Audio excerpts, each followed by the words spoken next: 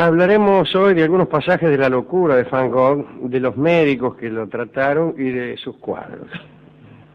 Así que, sin minuciosidad biográfica, vamos directamente a los últimos años de la vida de Van Gogh y vamos a ver qué sale.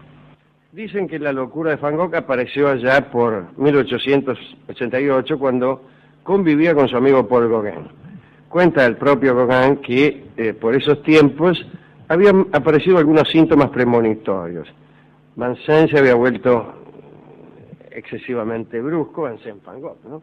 Y vociferante, permanecía algunas veces silencioso durante mucho tiempo, despertaba a Gauguin en la madrugada y regresaba a su cama sin decir palabra.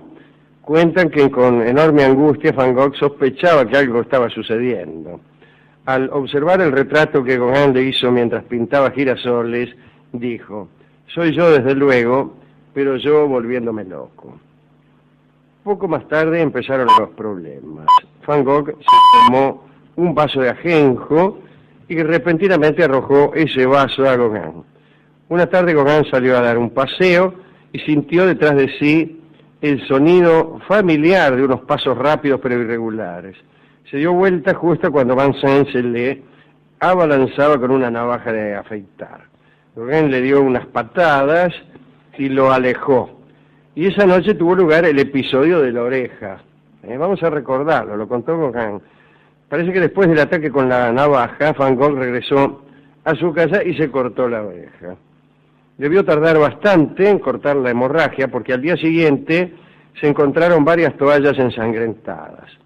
Apenas estuvo mejor, Vincennes, con una boina vasca bien calada, marchó a un burdel y le dijo a la portera que quería dejar un recuerdo para Gaby, una de las chicas, y le dio un sobre. Adentro del sobre estaba la oreja. Vincennes regresó a su casa, se metió en la cama y se durmió. Y así lo encontró a Gauguin, que inmediatamente llamó a la policía. Lo encontró dormido y sin oreja, naturalmente. Y le sugirió al policía que se presentó, que despertara con cuidado a Van Gogh, y que si preguntaba por él, por Gauguin, le dijera que se había marchado a París. Y Gauguin desapareció para no volver a ver a su amigo nunca más. La razón del regalo a esta señorita del burdel es la siguiente. La noche anterior al episodio del ataque a Gauguin, Van Gogh había ido con él al prostíbulo de Madame Chose. Vincennes ofreció a una de las chicas pintarle un retrato y ella rechazó la idea bromeando y le dijo que mucho mejor regalo sería una de sus orejas, de la que daba tironcitos juguetones. Y Vincennes apareció al día siguiente con el obsequio, ¿no? Van Gogh fue trasladado al hospital de Arles por loco y no por herido. Allí lo atendió el doctor Félix Rey. Bajo su cuidado sucedieron cosas curiosas con las pinturas. Van Gogh le regaló un retrato, Rey lo aceptó por mera cortesía. A la familia del tordo no le gustó. Pasó al desván y luego se utilizó para mitigar una corriente de aire de la cocina. Un pintor amigo le advirtió en 1900, 11 años después, la posible cotización del cuadro. No le creyeron, pero por si acaso lo limpiaron y lo reintegraron al desván. Avisado por el pintor, acudió el marchand Bollard, que ofreció 50 francos, que era bastante.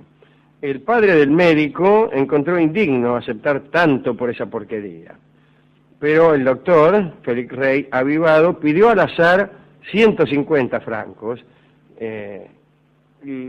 cifra que con el asombro de toda la familia fue aceptada de inmediato. Rey vivió hasta 1952 y en sus últimos años seguía manteniendo tozudamente que Van Gogh era un fraude artístico y su fama un fenómeno ocasional y pasajero. Lo que no quería reconocer es que se había desprendido de un cuadro valiosísimo por 50 centavos. Especialmente amargo fue el incidente de la despedida entre el doctor Rey y Van Gogh. El médico dejó de atenderlo, qué sé yo, le habrá dado el alta, no sé. Vincennes le ofreció como regalo un paisaje, pero temiendo la burla de su familia, el doctor lo rechazó.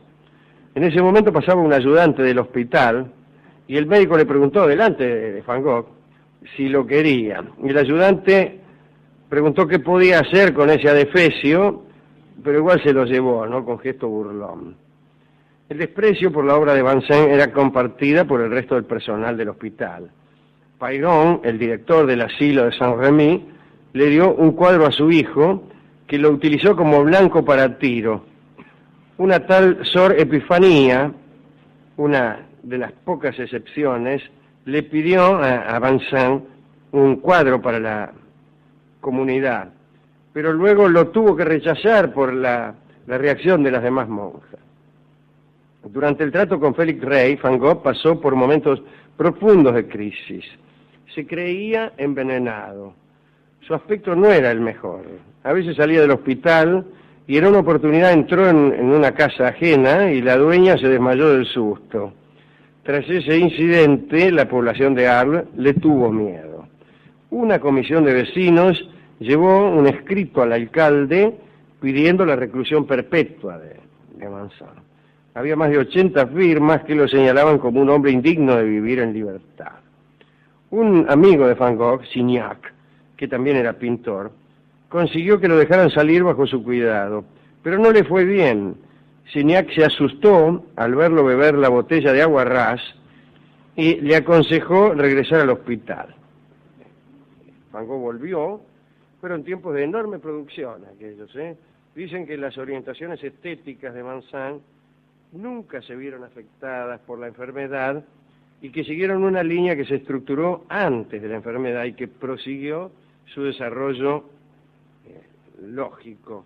La psicosis en tal caso lo interrumpió, pero nunca lo desvió. Así que es un error, dice nuestro amigo Hauser, pensar que el arte de Van Gogh fue extravagancia patológica. Esa gente que se cree que para ser un pintor genial hay que enloquecer primero, ¿no? En las cartas a Theo explica coherentemente, Theo era el hermano, ¿no?, explica coherentemente cada uno de sus cuadros, el porqué y para qué de los matices cromáticos y de dibujo, y todo eso sucedía en los intervalos de la enfermedad. De Arles, Van Gogh pasó a un hospital de Saint-Paul de Mosol, cerca de Saint-Rémy, y luego a otro en Auvers-sur-Oise, después de haber intentado comerse los colores, las témperas, qué sé yo. Y allí empezó a ser atendido por Paul Gachet, un hombre extraño. Gachet era aficionado a la pintura, Pizarro incluso lo había recomendado a Theo, al hermano de Van Gogh. Creyeron que porque este tipo era pintor y grabador, a lo mejor podría entender y cuidar mejor a Van Gogh. Gachet tenía 62 años, tenía una hermosa casa en la cumbre del pueblo, con una multitud de perros, gatos, un pavo real y una cabra llamada Enriqueta, con la que salía a pasar por el pueblo, con una gorra de oficial, que calzaba siempre desde que había actuado como médico en el sitio de París, supongo, durante la guerra franco-prusiana. Gachet simpatizó con Van Gogh y le encargó un retrato que fue famoso, el del tipo ese de la gorra. Dicen que Gachet y su familia apreciaron la obra de Vincennes. Después de la muerte de Van Gogh, Theo les ofreció algunos retratos que después fueron donados al Louvre y luego fueron a parar al Museo d'Orsay, que es un museo que está en una estación, lo que era una estación del ferrocarril ahí al lado del río en París. Pero aunque Gachet entendía de pintura, parece que descuidó mucho a su paciente.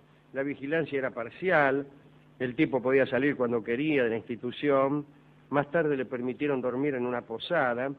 Gachet minimizó la gravedad de la enfermedad de Van Gogh y dijo que estaba afectado por la luz del sur, que era demasiado intensa para su constitución norteña, y también por una cierta intoxicación con el aguarrás. Aguarrás que Van Gogh usaba para la pintura, pero también para escabiar. Mientras pintaba, le daba el aguarrás con manise. Bueno, esta interpretación ingenua de la patología de Gallé, no le vino bien a Vincent, que volvió a beber, se hizo amigo de unos muchachos poco recomendables que pasaban sus vacaciones en Auvergne, lo invitaban a tomar las copas que Vincent no podía pagar, y participó en las francachelas de aquel grupo, pero con el alcohol volvieron también las peores alteraciones de Vicente, ¿no? Un día le hicieron una broma, le pusieron sal en el café, y la reacción fue de una violencia inesperada por los juerguistas. Amenazó matarlos a todos y revoleó todo lo que había en el lugar. Poco después lo visitó Gallé, y por un motivo cualquiera, creo que era que el doctor no había puesto todavía un marco a un cuadro, y lo amenazó con un revólver, lo amenazó. Gallé logró tranquilizarlo. Había conseguido el revólver a través de un posadero llamado Rabu, que se lo había dado para espantar los cuervos, ¿no?, que le molestaban cuando pintaban el campo. Y con ese revólver, con esa pistola, Van Gogh se suicidó. En julio de 1890 salió de la posada, después de almorzar, un día de julio, ¿no? Por las calles se cruzó con un campesino que le oyó decir: es imposible, es imposible. En el patio de una casa se disparó un tiro al corazón que, desviado por una costilla, se alojó en el tórax.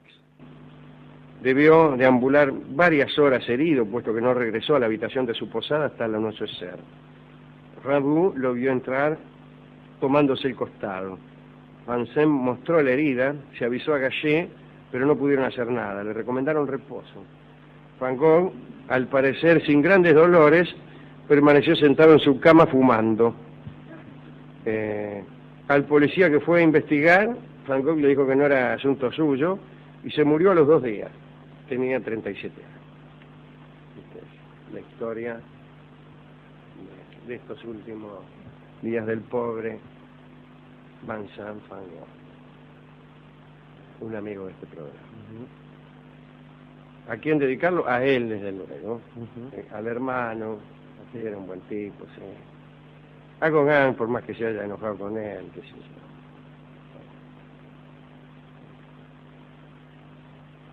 Ahora, hemos ido a buscar discos. Tango sobre Van Gogh no hay.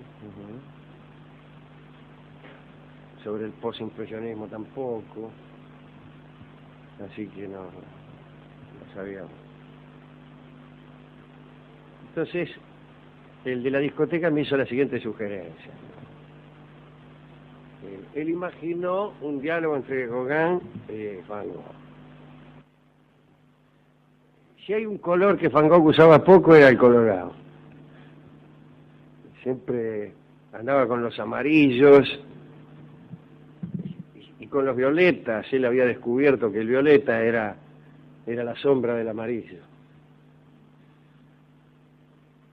O con azules, pero poco colorado.